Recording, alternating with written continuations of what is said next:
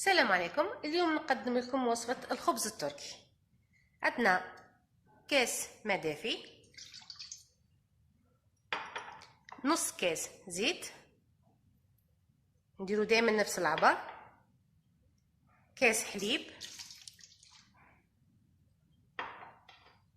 هنا راني دايره مغرف صغيره تاع ملح، مغرف كبيره تاع خميره، ومغرف كبيره تاع سكر.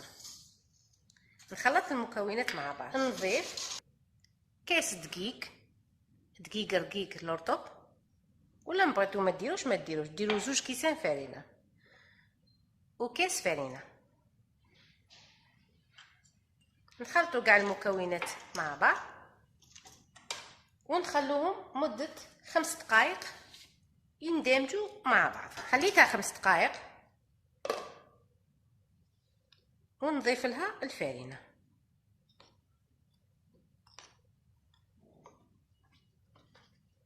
ونضيف لها الفرينه حتى القوام تاعها يتماسك. راهي بدات تتماسك، هي نخلوها جاريه. الخبز التركي يجي شويه جاري، ما نشفوهش،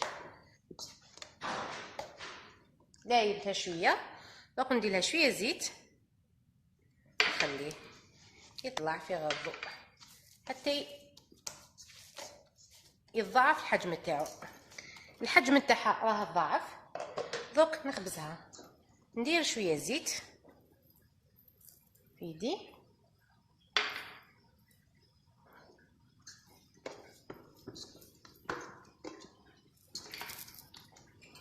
نقسمها الى قسمين، نحاول يكونوا في نفس الحجم. حطيتها في الصني ودوك نخبزها. راني خبزتها، دوك نخليها تطلع. نشوفوا لا الخبز تاعنا طلع صاي خلاص. دوك هنا نولو نديرو له في الاشكال. ندير شويه صباعي في الزيت، ايا ونديرو الاشكال. راني درت له الشكل تاعه، نتوما والذوق تاعكم، كل واحد يدير الشكل على حسب الذوق تاعه. ومن بعد الاصفر من البيضه مع شويه حليب ونطلو كاع الخبز تاعنا، ونزيدو شويه سانوج. الخبز راه وجد، دوك يبرد ونوري لكم القوام تاعو كيفاش داير. الخبز برد، دوك نوري لكم القوام تاعو. يعني هش بزاف ما شاء الله.